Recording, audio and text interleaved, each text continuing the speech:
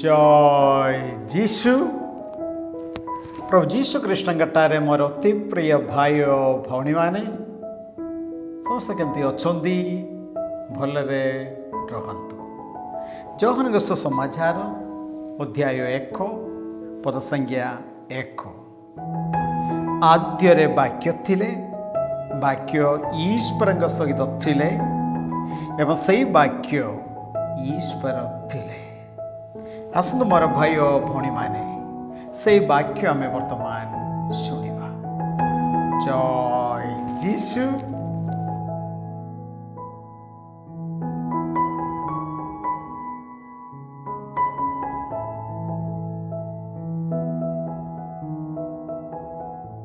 लेविय अध्याय 17। रक्तर पवित्रता। प्रभु मोसेसंकु कहिले, आरोन तार पुत्रगण और समस्त इस्राएल जनता को कुह, यह प्रभुंकर आदेश वचन। इस्राएल जनता मध्यरु केही जदि बलद मेष शाबक किंबा छाग को छाउणी मध्यरे किंबा बाहर निधन करे और पवित्रालय सम्मुख को उपहार नैवेद्य सदृश प्रभुंक उद्देश्य उत्सर्ग करिबा पाई समागम शिविर कपाट देश को ताको जदि नहीं न आसे, तेबे ताहार रक्तपात पाई से दायी हेबो। सेही व्यक्ति 100 जन मानक मध्यरु उच्छेदित हेबो। खला स्थान रे पशु गुड़ी को बद्ध करी नैवेद्य उत्सर्ग करिबा परिवर्ते प्रभुंक सन्निधान रे समागम शिविर कपाट निकटरे याजकंक पाखकु इस्राएलीय जनता जेपरी ताहाकु घेनी आणंती, सेतिपाई एहा उद्दिष्ट। याजक सेगुड़िकर रक्त प्रभुंक बलिपीठ उपरे सिंचन करिबो ओ मेदकु प्रभुंक उद्देश्य रे प्रीतिकर सौरभ्य सदृश दग्ध करिबो। सुतरां जेउ मानक पश्चात गमन करी गणिका वृत्ति रे व्रती होइथिले, सेही पिशाच गणक उद्देश्य रे सेमाने आउ केबे हे नैवेद्य उत्सर्ग न करंतु। यह समग्र वंशानुक्रमे सेमानक पाई उद्दिष्ट एक शाश्वत नियम हेबो। तुमे सेमानकु कुह जे इस्राएलीय वंश किंबा सेमानक गहण रे बास करिथिबा विदेशी मानक मध्यरु केही जेबे होम बड़ी अथवा भिन्न किछि नैवेद्य उत्सर्ग करंती ओ ताहा जदि प्रभुंक उद्देश्य रे उत्सर्गित हेबा पाई समागम शिविर कपाट देश को घेनी न आसंती, तेबे से 100 जन मानक मध्यरु उच्छेदित हेबो। इस्राएलीय वंश किंबा से मानक गहण रे बास करुथिबा विदेशी मानक मध्यरु केही जदि रक्तपान करे, तेबे सेही रक्त पिपासु व्यक्ति विरुद्ध रे मु मोर मुख को घूरित करिबी और 100 जन मानक मध्यरु मु ताको विच्छेदित करिबी। कारण शरीरर जीवन रक्त रे अवस्थित। ताहा बलिपीठ उपरे तुम जीवन परिवर्ते पाप परिहार पाई मु तुम मानंकु प्रदान करिअछि। सेथिरे जीवन अवस्थित थिबा जगु रक्त ही पाप परिहार संपादन करे। सुतरां तुमे माने रक्तपान करिबो नाही, किंबा तुम गहण रे बास करिथिबा कोनोसी विदेशी सुधा रक्त को पान करिबो नाही। मु एही परी इस्राएलीय जनता को कही अछि। इस्राएलीय जनता मध्यरु कोनोसी व्यक्ति किंबा सेमानक गहण रे बास करिथिबा कोनोसी विजातीय व्यक्ति भक्षण योग्य कोनोसी पशु किंबा पक्षी को शिकार करी आनिले, से तार रक्त को ढाली दे धूली द्वारा आच्छादन करिबो। कारण समस्त प्राणी मानक जीवन रक्त रे अवस्थित। अतएव कौनसी प्राणीर रक्त पान करिबो नाही। मु यह इस्राएलीय जनता को कही अछि। କାରଣ ସମସ୍ତ ପ୍ରାଣୀମାନଙ୍କ ଜୀବନ ରକ୍ତରେ ଅବସ୍ଥାନ କରେ। ଯିଏ ତାହାକୁ ପାନ କରେ ସେ ସ୍ୱଜନମାନଙ୍କ ମଧ୍ୟରୁ ବିଚ୍ଛେଦିତ ହେବ। ସ୍ୱୟଂ ମୃତ କିମ୍ବା ବନ୍ୟଜନ୍ତୁ ଦ୍ୱାରା ନିହତ କୌଣସି ପଶୁର ଭକ୍ଷଣକାରୀ, ସେ ସ୍ୱଦେଶୀ ହେଉ ଅଥବା ବିଦେଶୀ ହେଉ, ସେ ନିଜ ବସ୍ତ୍ର ଧୌତ କରି ସ୍ନାନ କରିବ। ସାୟଂକାଳ ପର୍ଯ୍ୟନ୍ତ ସେ ଅଶୁଦ୍ଧ ରହିବ। ତାପରେ ସେ ଶୁଦ୍ଧପୂତ ହେବ। କିନ୍ତୁ ଯିଏ ନିଜ ବସ୍ତ୍ରକୁ ଧୌତ ନ କରେ କିମ୍ବା ସ୍ନାନ ନ କରେ ସିଏ ଦୋଷୀ ସାବ୍ୟସ୍ତ ହେବ। ଅଧ୍ୟାୟ 18। ପ୍ରଭୁ ପୁଣି ମୋଶେସଙ୍କୁ କହିଲେ, ଇସ୍ରାଏଲୀୟ ଜନତାକୁ କୁହ ଯେ, ପ୍ରଭୁ ତୁମ ଈଶ୍ୱର ମୁଁ ଅଟେ।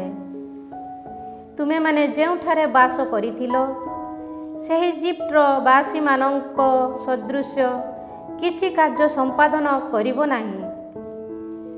ସେପରି ଭାବେ ମୁଁ ତୁମମାନଙ୍କୁ ଆନୟନ କରି ପ୍ରବେଶ କରାଇବାକୁ ଥିବା କାନାନ ଦେଶବାସୀମାନଙ୍କ ତୁଲ୍ୟ ମଧ୍ୟ କିଛି କାର୍ଯ୍ୟ ସାଧନ କରିବ ନାହିଁ। ସେମାନଙ୍କର ନିୟମାନୁସାରେ ତୁମେମାନେ ବ୍ୟାପାର କରିବ ନାହିଁ, ବରଂ ମୋର ଅଧ୍ୟାଦେଶ ତଥା ନିୟମାନୁଯାୟୀ ତୁମେ ବ୍ୟାପାର କରିବ। ମୁଁ ଅଟେ ପ୍ରଭୁ ତୁମ ଈଶ୍ୱର। ତୁମେମାନେ ମୋର ନିର୍ଦ୍ଦେଶ ତଥା ନିୟମାବଳୀକୁ ପାଳନ କରିବ। ଯିଏ ତାହା ଅନୁସରଣ କରେ ସିଏ ଜୀବିତ ରହିବ। ମୁଁ ଅଟେ ପ୍ରଭୁ। ନିଜ ଆତ୍ମୀୟମାନଙ୍କ ଉଲଗ୍ନତାକୁ ଅନାବୃତ କରିବା ଉଦ୍ଦେଶ୍ୟରେ ତୁମ ମଧ୍ୟରୁ କେହି ସେମାନଙ୍କ ସନ୍ନିକଟ ହେବ ନାହିଁ। ତୁମ ମାତାଙ୍କ ଉଲଗ୍ନତାକୁ ଅନାବୃତ କରି ତୁମେ ତୁମ ପିତାଙ୍କୁ ଅପମାନିତ କରିବ ନାହିଁ। ସେ ତୁମ ମାତା ହୋଇଥିବା ଯୋଗୁଁ ତୁମେ ତାହାର ଉଲଗ୍ନତାକୁ ଅନାବୃତ କରିବ ନାହିଁ। ତୁମ ପିତୃ ପତ୍ନୀର ଉଲଗ୍ନତାକୁ ମଧ୍ୟ ଅନାବୃତ କରିବ ନାହିଁ, କାରଣ ତାହା ତୁମ ସ୍ୱୟଂ ପିତାଙ୍କ ଉଲଗ୍ନତା ଅଟେ। ତୁମ ପିତୃକନ୍ୟା କିମ୍ବା ମାତୃକନ୍ୟା ଯେ କି ସ୍ୱଦେଶଜାତା କିମ୍ବା ବିଦେଶଜାତା ହେଲେ ବି ସେ ତୁମର ଭଗ୍ନୀ, ସୁତରାଂ ତୁମେ ତାକୁ ଉଲଗ୍ନ କରିବ ନାହିଁ। ତୁମେ ତୁମ ପୁତ୍ର କନ୍ୟା କିମ୍ବା ଦହିତ୍ରୀର ଉଲଗ୍ନତାକୁ ଅନାବୃତ କରିବ ନାହିଁ, କାରଣ ସେମାନଙ୍କ ଉଲଗ୍ନତା ତୁମର ସ୍ୱୟଂ ଉଲଗ୍ନତା ଅଟେ। ତୁମ ପିତାଙ୍କ ଔରସରୁ ତାଙ୍କ ପତ୍ନୀ ଜନ୍ମ ଦେଇଥିବା କନ୍ୟା ତୁମ ଭଗ୍ନୀ ଥିବା ଯୋଗୁଁ ତୁମେ ତାହାର ଉଲଗ୍ନତାକୁ ଅନାବୃତ କରିବ ନାହିଁ। ତୁମ ପିତୃ ସହୋଦରୀଙ୍କର ଉଲଗ୍ନତାକୁ ମଧ୍ୟ ଅନାବୃତ କରିବ ନାହିଁ, କାରଣ ସେ ତୁମ ପିତାଙ୍କ ନିକଟ ସମ୍ପର୍କୀୟା ନାରୀ ଅଟେ। ତୁମ ମାତୃ ସହୋଦରୀର ଉଲଗ୍ନତାକୁ ତୁମେ ଅନାବୃତ କରିବ ନାହିଁ, କାରଣ ସେ ତୁମ ମାତାଙ୍କ ନିକଟ ସମ୍ପର୍କୀୟା ନାରୀ ଅଟେ। ତୁମ ପିତୃ ସହୋଦରଙ୍କ ପତ୍ନୀର ଉଲଗ୍ନତାକୁ ଅନାବୃତ କରି ତୁମେ ତାକୁ ଅପମାନିତ କରିବ ନାହିଁ, କାରଣ ସେ ତୁମ ସମ୍ପର୍କୀୟା ନାରୀ ଅଟେ। ତୁମ ପୁତ୍ର କନ୍ୟାର ଉଲଗ୍ନତାକୁ ଅନାବୃତ କରିବ ନାହିଁ। ସେ ତୁମ ପୁତ୍ର କନ୍ୟା ତହୁଁ ତୁମେ ତାହାର ଉଲଗ୍ନତାକୁ ଅନାବୃତ କରିବ ନାହିଁ। ତୁମ ସହୋଦର ପତ୍ନୀର ଉଲଗ୍ନତାକୁ ତୁମେ ଅନାବୃତ କରିବ ନାହିଁ, କାରଣ ତାହା ତୁମ ସହୋଦରଙ୍କ ଉଲଗ୍ନତା ଅଟେ।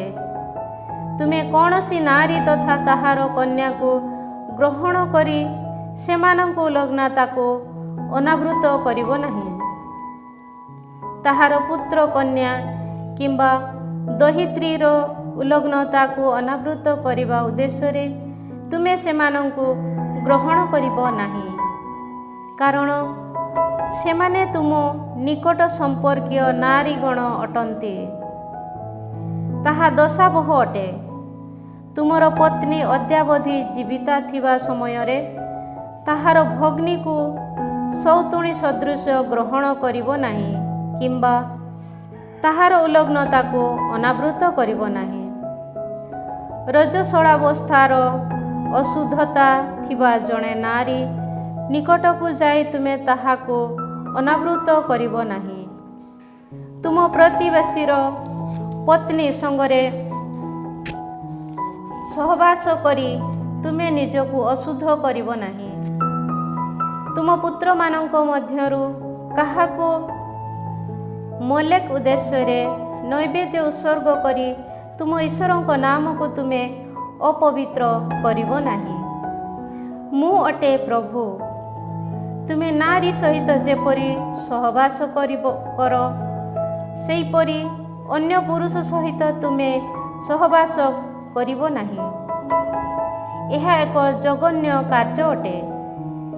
କୌଣସି ପଶୁ ସହିତ ସହବାସ କରି ତୁମେ ନିଜକୁ କଳୁଷିତ କରିବ ନାହିଁ।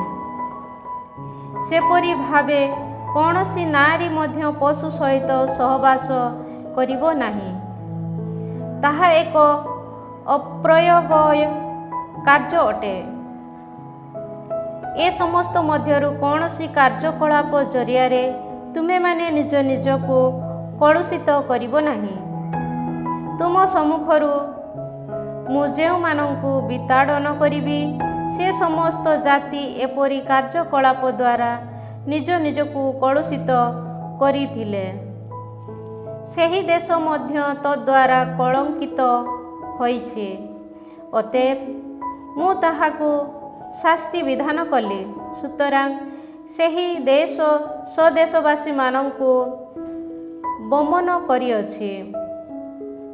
କିନ୍ତୁ ତୁମେମାନେ ଓ ତୁମ ମଧ୍ୟରେ ବାସ କରୁଥିବା ସମସ୍ତ ବିଦେଶୀ ମୋର ନିୟମ ତଥା ଅଧ୍ୟାଦେଶ ପାଳନ କରିବ ଓ ଏତାଦୃଶ୍ୟ କୌଣସି ଜଘନ୍ୟ ସାଧନ କରିବା ପାଇଁ ଲିପ୍ତ ହେବ ନାହିଁ। ତଦ୍ରୂପ ଜଘନ୍ୟ କାର୍ଯ୍ୟ ସମ୍ପାଦନ କରିବା ପାଇଁ ବ୍ରତୀ ହୋଇ ତୁମ ପୂର୍ବବର୍ତ୍ତୀ ସେହି ଦେଶବାସୀଗଣ ଦେଶକୁ କଳଙ୍କିତ କଲେ। ସୁତରାଂ ଏହି ଦେଶ ଯେପରି ତୁମ ପୂର୍ବବର୍ତ୍ତୀ ବାସିନ୍ଦାମାନଙ୍କୁ ବମନ କରୁଥିଲା ସେହିପରି ତୁମମାନଙ୍କ ଦ୍ୱାରା କଳଙ୍କିତ ହୋଇ ସେହି ଦେଶ ତୁମମାନଙ୍କୁ ମଧ୍ୟ ବମନ ନ କରିବା ପାଇଁ ସତର୍କ ହୁଅ। କାରଣ ଏଭଳି ଜଘନ୍ୟ କାର୍ଯ୍ୟକଳାପର ସାଧନ ପାଇଁ କେହି ଯଦି ବ୍ରତୀ ହୁଏ ସେମାନେ ସ୍ୱଜନମାନଙ୍କ ମଧ୍ୟରୁ ବିଚ୍ୟୁତ ହେବେ। ସୁତରାଂ ତୁମ ପୂର୍ବରୁ ଯେଉଁ କାର୍ଯ୍ୟକଳାପ ସେଠାରେ ସମ୍ପାଦିତ ହୋଇଥିଲା ତାହା ଅନୁଗତ ହୋଇ ନିଜ ନିଜକୁ କଳୁଷିତ ନ କରିବା ଓ ମୋର ନିର୍ଦ୍ଦେଶାବଳୀକୁ ପାଳନ କରିବା ପାଇଁ ବ୍ରତୀ ହୁଅ। ପ୍ରଭୁ ତୁମ ଈଶ୍ୱର ମୁଁ ଅଟେ। ଅଧ୍ୟାୟ 19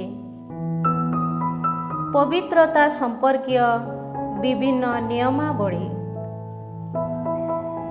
ଏହାପରେ ପ୍ରଭୁ ମୋଶେସଙ୍କୁ କହିଲେ, ଇସ୍ରାଏଲୀୟ ଜନମଣ୍ଡଳୀକୁ କୁହ, ତୁମେମାନେ ପୂତ ପବିତ୍ର ହୁଅ, କାରଣ ମୁଁ ପ୍ରଭୁ ତୁମ ଈଶ୍ୱର ପବିତ୍ର ଅଟେ। ତୁମେମାନେ ନିଜ ପିତାମାତାଙ୍କ ପ୍ରତି ସମ୍ମାନ ପ୍ରଦର୍ଶନ କରିବ ଓ ମୋର ସାବତ ପାଳନ କରିବ। ମୁଁ ଅଟେ ପ୍ରଭୁ ତୁମ ଈଶ୍ୱର। ପିତୁଳାଗୁଡ଼ିକୁ ଆରାଧନା କରିବ ନାହିଁ କିମ୍ବା ଦେବମାନଙ୍କ ପ୍ରତିମୂର୍ତ୍ତି ଗୁଡ଼ିକୁ ଛାଞ୍ଚ କରିବ ନାହିଁ। ମୁଁ ଅଟେ ପ୍ରଭୁ ତୁମ ଈଶ୍ୱର। ତୁମେମାନେ ଯେବେ ପ୍ରଭୁଙ୍କ ଉଦ୍ଦେଶ୍ୟରେ ଶାନ୍ତି ବଳି ଉତ୍ସର୍ଗ କରିବ ତେବେ ତାହା ଗ୍ରହଣଯୋଗ୍ୟ ହେବା ଭଳି ଅର୍ପଣ କରିବ। ଅର୍ପିତ ଦିନ ତଥା ପରବର୍ତ୍ତୀ ଦିନରେ ତାହା ଭୋଜ୍ୟ ହେବ, କିନ୍ତୁ ତୃତୀୟ ଦିବସରେ ତାହା ଯାହା କିଛି ଅବଶିଷ୍ଟ ହୋଇ ରହିବ ତାହା ଅଗ୍ନିରେ ଦଗ୍ଧୀଭୂତ ହେବ। ତୃତୀୟ ଦିବସରେ ତାହା ଯଦି ଭୋଜ୍ୟ ହୁଏ ତେବେ ତାହା ଜଘନ୍ୟ ହେବ ଓ ଅସ୍ୱୀକୃତ ହେବ ନାହିଁ। ଯିଏ ତାହା ଭକ୍ଷଣ କରିବ ସେ ଦୋଷୀ ସାବ୍ୟସ୍ତ ହେବ, କାରଣ ପ୍ରଭୁଙ୍କ ପବିତ୍ର ବସ୍ତୁକୁ ସେ ଅପବିତ୍ର କରିଅଛି, ସେହି ବ୍ୟକ୍ତି ସ୍ୱଜନମାନଙ୍କ ମଧ୍ୟରୁ ବିଚ୍ଛେଦିତ ହେବ। ଫସଲ ଅମଳ କରିବା କାଳରେ ତୁମେମାନେ କ୍ଷେତର ସୀମା ସରହଦ ପର୍ଯ୍ୟନ୍ତ ଅମଳ କରିବ ନାହିଁ, କିମ୍ବା ଅମଳ କଲା ପରେ ପରିତ୍ୟଜ୍ୟ ଶସ୍ୟକୁ ସାଉଟିବ ନାହିଁ। ସେପରି ଭାବେ ଦ୍ରାକ୍ଷା ଫଳ ମଧ୍ୟ ସମ୍ପୂର୍ଣ୍ଣ ଭାବେ ସଂଗ୍ରହ କରିବ ନାହିଁ, କିମ୍ବା ଭୂତଳେ ପତିତ ଫଳଗୁଡ଼ିକୁ ସାଉଟିବ ନାହିଁ। ଦରିଦ୍ର ତଥା ବିଦେଶୀମାନଙ୍କ ଉଦ୍ଦେଶ୍ୟରେ ତାକୁ ତ୍ୟାଗ କରିବ। ମୁଁ ଅଟେ ପ୍ରଭୁ ତୁମ ଈଶ୍ୱର। ଚୋରି କରିବ ନାହିଁ, କିମ୍ବା ପ୍ରବଞ୍ଚନା କରିବ ନାହିଁ, ଅଥବା ପରସ୍ପର ସହିତ ମିଥ୍ୟାଳାପ କରିବ ନାହିଁ। ମୋ ନାମରେ ମିଥ୍ୟା ଶପଥ କରିବ ନାହିଁ ଓ ତୁମ ଈଶ୍ୱରଙ୍କ ନାମକୁ ଅପବିତ୍ର କରିବ ନାହିଁ। ମୁଁ ଅଟେ ପ୍ରଭୁ। ତୁମ ପ୍ରତିବେଶୀ ପ୍ରତି ଅତ୍ୟାଚାର କରିବ ନାହିଁ, କିମ୍ବା ତାକୁ ଲୁଣ୍ଠନ କରିବ ନାହିଁ। ମଜୁରିଆ ଦେୟକୁ ସନ୍ଧ୍ୟାରୁ ପ୍ରତ୍ୟୁଷ ପର୍ଯ୍ୟନ୍ତ ତୁମ ପାଖରେ ସଂରକ୍ଷଣ କରି ରଖିବ ନାହିଁ। ବଧିରକୁ ଅଭିଶାପ ଦେବ ନାହିଁ ଓ ଅନ୍ଧ ବ୍ୟକ୍ତିର ପଥରେ ଫାଶ ପକାଇବ ନାହିଁ। ବରଂ ତୁମ ଈଶ୍ୱରଙ୍କ ପ୍ରତି ତୁମେ ଭୟଭକ୍ତି ପ୍ରଦର୍ଶନ କରିବ। ମୁଁ ଅଟେ ପ୍ରଭୁ। ତୁମେମାନେ ନ୍ୟାୟାଳୟରେ କୌଣସି ଅନ୍ୟାୟ ବିଚାର ସାଧନ କରିବ ନାହିଁ। ସେଠାରେ ନିର୍ଦ୍ଧନ କିମ୍ବା ଧନୀ କାହାରି ପ୍ରତି କୌଣସି ପକ୍ଷପାତିତା ନ ଦର୍ଶାଇ ନ୍ୟାୟପରାୟଣତା ସହ ପ୍ରତିବେଶୀର ବିଚାର କରିବ। ତୁମ ସ୍ୱଜନମାନଙ୍କ ବିରୁଦ୍ଧରେ ମିଥ୍ୟା ପ୍ରବାଦ କରି ଭ୍ରମଣ କରିବ ନାହିଁ, କିମ୍ବା ତୁମ ପ୍ରତିବେଶୀର ଜୀବନକୁ ବିପନ୍ନ କରିବ ନାହିଁ।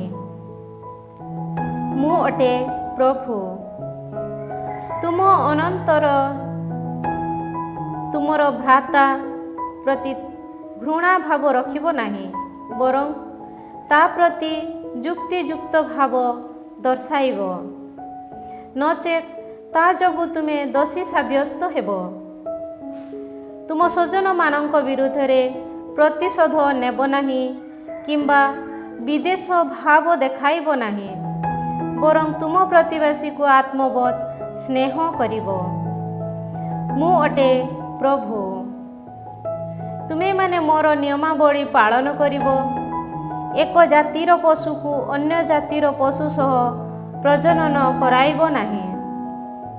ତୁମ କ୍ଷେତରେ ଦ୍ୱିଜାତୀୟ ବିହନକୁ ମିଶ୍ରଣ କରି ବପନ କରିବ ନାହିଁ। ସେପରି ଭାବେ ତୁମେ ତୁମ ଦୁଇ ପ୍ରକାର ସୂତ୍ର ମିଶ୍ରିତ ପରିଧାନ କରିବ ନାହିଁ।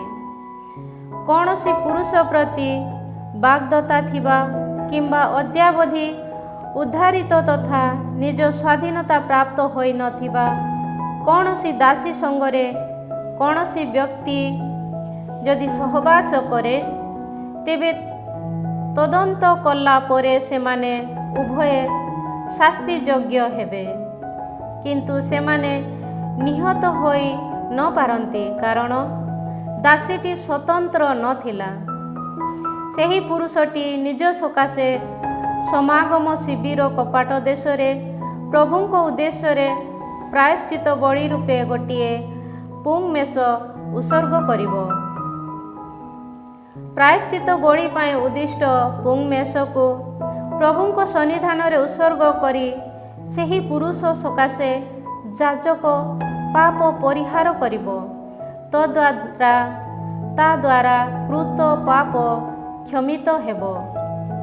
ତୁମେମାନେ କାନାନ ଦେଶରେ ଆସି ପହଞ୍ଚି ବିବିଧ ଫଳ ବୃକ୍ଷ ରୋପଣ କରିବା ସମୟରେ ସେଗୁଡ଼ିକର ଫଳକୁ ନିଷିଦ୍ଧ ସମ ପରିଗଣନା କରିବ। 3 ବର୍ଷ ବ୍ୟାପୀ ସେଗୁଡ଼ିକର ଫଳ ତୁମର ଭକ୍ଷଣ ପାଇଁ ନିଷିଦ୍ଧ ହୋଇ ରହିବ। ଚତୁର୍ଥ ବର୍ଷରେ ପ୍ରଭୁଙ୍କ ଉଦ୍ଦେଶ୍ୟରେ ଉତ୍ସର୍ଗୀକୃତ ସ୍ତୁତି ସଦୃଶ ତୁମେ ସେଗୁଡ଼ିକର ଫଳକୁ ପବିତ୍ର ବୋଲି ବିବେଚନା କରିବ। ପଞ୍ଚମ ବର୍ଷରେ ତୁମେ ସେଗୁଡ଼ିକର ଫଳ ଭକ୍ଷଣ କରିବ,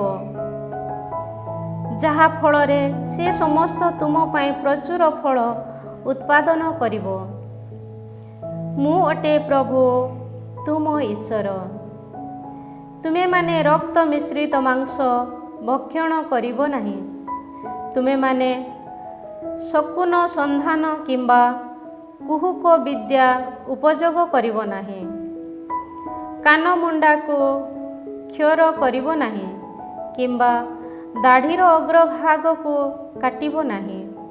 ମୃତ ଲୋକ ନିମିତ୍ତ ତୁମେମାନେ ସ୍ୱଶରୀରକୁ ଅସ୍ତ୍ରାଘାତ କରିବ ନାହିଁ ଅଥବା ଚିତା କୁଟାଇବ ନାହିଁ।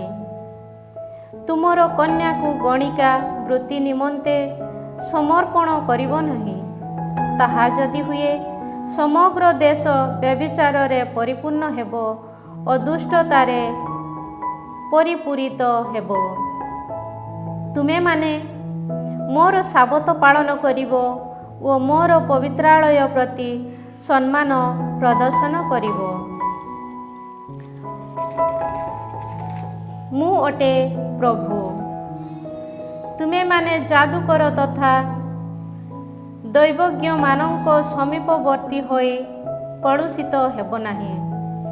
ମୁଁ ଅଟେ ପ୍ରଭୁ ତୁମର ଈଶ୍ୱର। ଧୂସର କେଶ ବିଶିଷ୍ଟ ବୟୋବୃଦ୍ଧ ଲୋକ ସମ୍ମୁଖରେ ତୁମେମାନେ ଦଣ୍ଡାୟମାନ ହେବ ଓ ସେମାନଙ୍କ ପ୍ରତି ଶ୍ରଦ୍ଧା ପ୍ରଦର୍ଶନ କରିବ। ତୁମେ ଈଶ୍ୱରଙ୍କ ପ୍ରତି ଭୟଭକ୍ତି ଦେଖାଇବ। ମୁଁ ଅଟେ ପ୍ରଭୁ। ତୁମ ଦେଶବାସୀ ବିଦେଶୀ ପ୍ରତି କିଛି ଉପଦ୍ରବ କରିବ ନାହିଁ। ତୁମ ମଧ୍ୟବାସୀ ବିଦେଶୀକୁ ତୁମେମାନେ ସ୍ୱଦେଶୀ ସଦୃଶ ପରିଗଣନା କରିବ। ତାକୁ ତୁମେ ଆତ୍ମବତ୍ ସ୍ନେହ କରିବ, କାରଣ ସ୍ୱୟଂ ତୁମେମାନେ ଇଜିପ୍ଟରେ ବିଦେଶୀ ସଦୃଶ ଜୀବନଯାପନ କରିଥିଲ। ମୁଁ ଅଟେ ପ୍ରଭୁ ତୁମର ଈଶ୍ୱର। ତୁମେମାନେ ଦୈର୍ଘ୍ୟ ତଥା ଓଜନ ପରିମାପଣରେ କୌଣସି ଅନୀତି ଆଚରଣ ସାଧନ କରିବ ନାହିଁ। ନ୍ୟାୟପର ତୁଳାଦଣ୍ଡ, ବଟଖରା ଓ ନ୍ୟାୟପର ଏଫା ତଥା ହୀନ ତୁମେ ବ୍ୟବହାର କରିବ। ଇଜିପ୍ଟରୁ ତୁମକୁ ବହିର୍ଭୂତ କରାଇ ଆଣିଥିବା ପ୍ରଭୁ ତୁମ ଈଶ୍ୱର ମୁଁ ଅଟେ। ମୋର ସମସ୍ତ ନିୟମ ତଥା ଅଧ୍ୟାଦେଶର ଅନୁସରଣ କରି ତୁମେମାନେ ସମସ୍ତ କାର୍ଯ୍ୟ ସାଧନ କରିବ। ମୁଁ ଅଟେ ପ୍ରଭୁ। ପ୍ରେଜ୍ ଦ ଲର୍ଡ, ପ୍ରେଜ୍ ଦ ଲର୍ଡ। ମାର୍କୋଙ୍କ ସୁସମାଚାର ଅଧ୍ୟାୟ 4 ପଦ ସଂଖ୍ୟା 4। ଯୀଶୁ ଉତ୍ତର ଦେଲେ, ଲେଖା ଅଛି, ମନୁଷ୍ୟ କେବଳ ରୋଟିରେ ବଞ୍ଚେ ନାହିଁ, ବରଂ ଈଶ୍ୱରଙ୍କ ମୁଖ ନିଃସୃତ ପ୍ରତ୍ୟେକ ବାଣୀରେ ବଞ୍ଚେ। ପ୍ରାର୍ଥନା କରିବା। ପ୍ରଭୁ ଆମ୍ଭମାନଙ୍କୁ ବାକ୍ୟ ଦିଅ। ଧନ୍ୟବାଦ ଯୀଶୁ, ତୁମର ପବିତ୍ର ବାକ୍ୟ ପାଇ, ଜୀବନ୍ତ ବାକ୍ୟ ପାଇ ଆଜି ଆମେ ତୁମକୁ ଧନ୍ୟବାଦ ଦେଉଛୁ। ପ୍ରଭୁ ସର୍ବଶକ୍ତିମାନ ପରମେଶ୍ୱର ପିତା ଓ ପୁତ୍ର ଏବଂ ପବିତ୍ର ଆତ୍ମା ଆପଣମାନଙ୍କୁ ଆଶୀର୍ବାଦ କରନ୍ତୁ। ଆମେନ୍। ସମସ୍ତଙ୍କୁ ଜୟ ଯୀଶୁ।